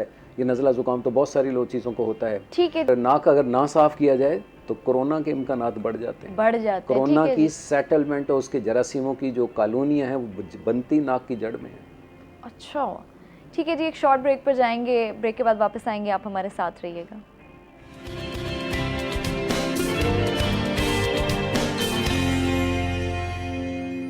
वेलकम बैक नाजरीन, एक शॉर्ट ब्रेक के बाद हम वापस आ चुके हैं। अच्छा डॉक्टर साहब, एक और अहम सवाल जो मेरा आपसे है, मेरी अपनी नेचर है कि मैं एयरबड्स का इस्तेमाल बहुत ज़्यादा करती हूँ, तो मुझे बताएं जिन लोगों की आदत बन जाती है एयरबड्स का इस्तेमाल करना, दिन में एक दफ़ा वो लाजमी कान साफ़ करते हैं, नेचर हो जाती है, तो क्या एयरबड्स का इस्तेमाल जो है वो आपके लिए कितना मुफीद और कितना नुकसानदेह साबित हो सकता है? हमारे लिए मुफीद है, आपके लिए नहीं है। मेरी एज के लोगों के लिए? कोई भी एज हो। फिर आपके लिए मुफीद कैसे है? जब कोई बंदा ईयरबड्स यूज़ करता है, नेचर का सिस्टम यह है कि वैक्स बनती है और continuously it is moving outward, कुदरत उसको बाहर की तरफ निकालती रहती है। और जो ये समझते हैं कि मैं ईयरबड यूज़ करूँगा और मैं उसको कान को साफ़ करूँगा, वो बेसिकली वैक्स को कान के अंदर की तरफ पुश कर देते हैं। कुछ दिनों में वहाँ पर जमा हो जाती है, फिर वो हमारे पास ENT सर्जनों के पास आते हैं, कान बंद हो गया, दर्द हो रहा है, तो हमारे लिए तो मुफीद है। अच्छा सर, फिर आप देखें आज के लोगों ने, क्योंकि जिद्दत में हम बहुत ज़्यादा आगे बढ़ते जा रहे हैं, तो जदीद टेक्नोलॉजी भी बड़ी आ गई है, तो एयरबड्स कुछ ऐसे आ गए हैं, कुछ इस टाइप के, वो स्पायरल होते हैं। किसी तरह के भी हों, कान के अंदर घुसना मुफीद नहीं है। ठीक है। अगर आपको बहुत ज़्यादा अपने कानों की सफाई का कोई है, तो आप जस्ट उसको कान को बाहर से ऐसे बस ऐसे इतना या टिश्यू की मदद से आप हल्का सा साफ कर सकते हैं। इससे ज़्यादा अंदर जाने की ज़रूरत नहीं है। ठीक है। बल्कि उसमें कोई नुकसान ही होने का अंदेशा है, फ़ायदा होने का नहीं है। नेचर ने, अल्लाह ताला ने, कुरान कहता है लक़द ख़लक़नल इंसान फ़ी अहसनि तक़वीम, और जैसे जैसे आपको साइंस की और इंसानों की जिस्म के फंक्शन की समझ आती है, अल्लाह की इस तख्लीक पर उतना ही आपका यकीन महकम होता चला जाता है। ऐसा ही है। ये इतना प्यारा निज़ाम अल्लाह ने बनाया है कान का कि आप हैरान हो जाते हैं। हैरान हो जाते हैं। अच्छा जी, कॉलर लाइन पे हमारे साथ कॉल ले लेते हैं। अस्सलाम वालेकुम। वालेकुम सलाम। क्या नाम है आपका? नवीद बात कर रहा हूँ अटक से। जी नवीद, आप अटक से बात कर रहे हैं, मुझे बताइए क्या सवाल है आपका? मेरी वाइफ है, उसको जुकाम का बहुत ज़्यादा इशू होता है, जब भी मौसम में कोई तब्दीली होती है, और जो है ना उनको रात को खराटे वगैरह भी काफ़ी आ रहे हैं, जुकाम का बहुत ज़्यादा इशू आ रहे हैं, और खांसी वगैरह काफ़ी लगी। तो आप किसी डॉक्टर से जाके रुजू नहीं कर अभी तक नहीं किया आपने? नहीं, डॉक्टर वगैरह से रुजू किए हैं, उन्होंने जो है ना वो दवाई वगैरह भी ली है, मगर उससे आराम नहीं आ रहा है, उनको कोई फर्क नहीं आता है। वो कहते हैं कि ये जो है ना इनके मौसम तब्दीली की वजह से होता है, मगर कुछ समझ नहीं आ रही है कि ये मसला क्या आ रहा है। ठीक है जी, बहुत शुक्रिया आपकी कॉल का। वैसे तो मैं ख़ुद भी कहूँगी कि आपको डॉक्टर के पास जाना चाहिए, लेकिन हम आपके लिए ये हेल्प कर सकते हैं कि डॉक्टर साहब कुछ ऐसी चीज़ें होती हैं जो माना जाता है, डॉक्टर्स तजवीज़ करते हैं कि आप इस चीज़ से परहेज़ करें। जैसे अगर पस हो जाती है तो वो कहते हैं आप दूध पीने से ज़रा गुरेज़ करें, या कुछ ऐसी चीज़ें। तो हमें बता दें कि ख़ुराक और इन सारे मामलात में किस चीज़ से परहेज़ करने से अफादियत हो सकती है? अगर तो उस बंदे को ना दूध की किसी अज्जा से एलर्जी है तो उसको ज़रूर परहेज़ करना चाहिए कि एलर्जिक रिएक्शन पैदा होता है। और अगर उसको एलर्जी नहीं है, जस्ट एक मिथ है सोसाइटी में कि जी वो दूध पीने से, वो किसी बंदे ने टांग का ऑपरेशन करवाया तो कहता है मैंने जी 6 महीने एहतियात की, मैंने दूध नहीं पिया। मैंने कहा ज़ख़म ख़राब हो जाएगा, तो उसको हमने जवाब दिया ये अगर पिया जाए तो सीधा टांग में चला जाता है, ऐसा तो नहीं होता। हाँ, उसको एलर्जी है, कोई रिएक्शन पैदा होता है, तो फिर उसको ज़रूरत है कि वो उससे बचे। बल्कि बचने की बजाय उसका एक तरीक़ाकार है, उसको कहते हैं डिसेंसिटाइजेशन। इस्लामाबाद में एक एलर्जी सेंटर है, वो उसकी वैक्सीन तैयार करके दे देते हैं। और उस वैक्सीन को ग्रेजुअली 9 महीने तक आहिस्ता आहिस्ता लगती रहती है, तो उस जिस्म में ठीक उसके है सर, अगेंस्ट। उन्होंने ये जो सवाल आपसे किया उसका भी जवाब दे दें, वो आपसे थोड़ी हेल्प चाह रहे उसका हैं। जवाब ये है कि जो नाक उनका बंद होता है और साइनोसाइटिस है, अगर तो एक ही माहौल में जाके हर दफ़ा उसी तरह की सिम्टम आती हैं, बहुत ज़्यादा छींकें आना, पतला पानी होना, वो तो एलर्जी की तरफ जाता है। अगर उससे हट के है तो पाकिस्तान में एलर्जी भी 30-40% लोगों को है, और उससे अगर हट कर है तो नाक की हड्डी टेढ़ी हो जाना, नाक में पॉलिप्स बन जाना, टर्बिनेट हाइपरट्रॉफी हो जाना, साइनोसाइटिस हो जाना, ये सारी की सारी बातें पोस्ट नेज़ल डिस्चार्ज या केरे की शक्ल में उसको प्रेजेंट करती हैं, नाक बंद होता है। तो ये बहुत ही केयरफुल एक डिसीजन की ज़रूरत होती है कि इसकी असल वजह को ठीक किया जाए। जब तक वजह समझ नहीं आती, उसको ठीक नहीं किया जाता, प्रॉब्लम तो परसिस्ट करता रहता है। आपके करीब भी कोई भी अगर डॉक्टर है तो आप काइंडली उनको विज़िट करें। अच्छा मैम, मुझे बताइएगा, आप as a head of department serve कर रही हैं नमल यूनिवर्सिटी में, तो आपने कहा कि हम कॉन्फ्लिक्ट मैनेजमेंट पे काम करते हैं, तो मुझे बताएं नमल यूनिवर्सिटी स्किल्स के ऊपर कैसे काम कर रही है? अच्छा, this is a very good question. I wanted कि मैं इसको ज़रूर रिस्पॉन्ड करूं। स्किल्स जो होती हैं वो with the passage of time सीखी जा सकती हैं। तो national university of modern languages हमारा जो इदारा है, ये एक फेडरली चार्टर्ड यूनिवर्सिटी है, और रिसेंटली इसका जो कैंपस है वो अब शिफ्ट हो रहा है बहाउद्दीन ज़िक्रिया यूनिवर्सिटी के अपोजिट मेट्रो स्टेशन के पास। ठीक है। तो हमारे पास वहाँ तमाम out of the state facilities हैं, पर्पस बिल्ड बिल्डिंग है, और हमारे पास इंतहाई जदीद जो है कंप्यूटर लैब्स हैं। जो प्रोग्राम्स हम वहाँ पे ऑफ़र कर रहे हैं वो हम कंप्यूटर साइंसेस में, आर्टिफिशियल इंटेलिजेंस में, software engineering, IT, bachelors in business administration, MBA, BS psychology, BS English, ये तो बहुत प्रोमिनेंट प्रोग्राम्स हैं जो हम वहाँ पे करवा रहे हैं। इसके अलावा हमारी और बहुत सारी ऐसी फैसिलिटीज़ होती हैं जिसके थ्रू हम चाह रहे होते हैं कि बच्चे की जो है स्किल्स ज़्यादा डेवलप हो। जैसे हम एंटरप्रेन्योरल स्किल्स उन्हें देते हैं, जैसे हम उन्हें माशरे में जाके ज़िंदगी गुजारने की स्किल्स दे रहे होते हैं, लाइफ स्किल्स दे रहे होते हैं, हम उनकी पर्सनालिटी ग्रूमिंग कर रहे होते हैं, हम उन्हें कम्युनिकेशन स्किल सिखा रहे होते हैं। तो ये सारी स्किल्स वो स्किल्स होती हैं जो कि उन्हें सोसाइटी का पार्ट बनने में बहुत ज़्यादा हेल्प आउट कर रही होती हैं, और वो एक्टिव मेंबर बन सकते हैं। अब देखिए, हम बेसिकली क्या करते हैं कि हम अपने स्टूडेंट्स को ग्रूम करने के लिए जो हमारे पास अच्छे स्टूडेंट्स आ जाते हैं, हम उन्हें स्कॉलरशिप्स भी देते हैं, जिसमें हमारे पास नीड बेस्ड स्कॉलरशिप्स भी होते हैं, डिफरेंट टाइप ऑफ और स्कॉलरशिप्स होते हैं, मेरिट बेस्ड स्कॉलरशिप होते हैं। और एडमिशन के वक्त भी हम जो हमारे ऐसे बच्चे होते हैं जो कि बोर्ड में टॉप पोजीशन होल्डर होते हैं, उनको हम फ़ी वेवर भी देते हैं। जिनके पास 80% जिनके मार्क्स होते हैं बोर्ड के अंदर, उनको भी हम फ़ी वेवर्स वगैरह दे रहे होते हैं। फिर हमारे पास बेहतरीन फैसिलिटीज़ हैं, जिसमें हमारे पास एक्सेस टू डिजिटल लाइब्रेरी है, जिससे मुख्तलिफ बुक्स वगैरह हैं, रेफरेंसेस ले सकते हैं, और इस तरीके से वो अपनी पर्सनालिटी को वहाँ से चीज़ों को पढ़ के समझ के ग्रूम कर सकते हैं। टाइम में इम्पॉर्टेंट भी है कि आपके अंदर ये तमाम स्किल्स होंगी तो आप आगे बढ़ सकते हैं। आपके पास डिग्रीज़ हैं, आपने CSS भी कर लिया है, आपने कुछ भी कर लिया, लेकिन if you don't have communication skills, आपके पास अगर कम्युनिकेशन स्किल नहीं है तो आप इंटरव्यू कैसे करेंगे? अब ये लाइफ स्किल्स है ना कि आपको कैरियर में आपकी सक्सेस भी देती हैं। बिल्कुल। अच्छा, एक और चीज़ बहुत प्रोमिनेंट फीचर जो हमारा है वो ये कि हम इंटरनेशनल और नेशनल जो इंडस्ट्री है उससे लिंकेजेस रखते हैं। जब हमारा स्टूडेंट हमारे पास से पास आउट हो रहा होता है तो हम पूरी कोशिश होती है, हमारा एक बहुत एक्टिव प्लेसमेंट सेल है जो कि बच्चों को ना सिर्फ इंटर्नशिप्स में प्लेस करता है मुख्तलिफ प्लेसेस में, बल्कि उनको जॉब सीकिंग में भी हेल्प आउट करता है। एंड देन हमारा अलुमनाई का नेटवर्क होता है जो कि उन स्टूडेंट से फीडबैक लेता है और उन्हें पार्ट बनाए रखता है। Okay doctor Saba, thank you so much for joining us, और एक बड़े अहम टॉपिक के ऊपर डिस्कशन किया आपने। डॉक्टर एहसन साहब, आपका बहुत शुक्रिया कि आपने हमें ज्वाइन किया और बड़े अहम मौजू पर हमसे गुफ्तगू की। ब्रेक पे जाएंगे हम, बल्कि प्रोग्राम के ख़त्म का भी, इख्तिताम का वक्त हो चुका है, प्रोग्राम एंड कर रहे हैं हम, और ख़ास तौर पे वीकेंड का आगाज़ हो चुका है। तो काइंडली अपने वीकेंड को मैं फिर से रिपीट करूँगी, अपने आसपास के लोगों के साथ, अपनी फैमिली के साथ इंजॉय करना है आप सब ने, और मुझे दें इजाज़त, मुलाकात होगी आपसे। ख्याल रखें अपना, खुदा हाफ़िज़।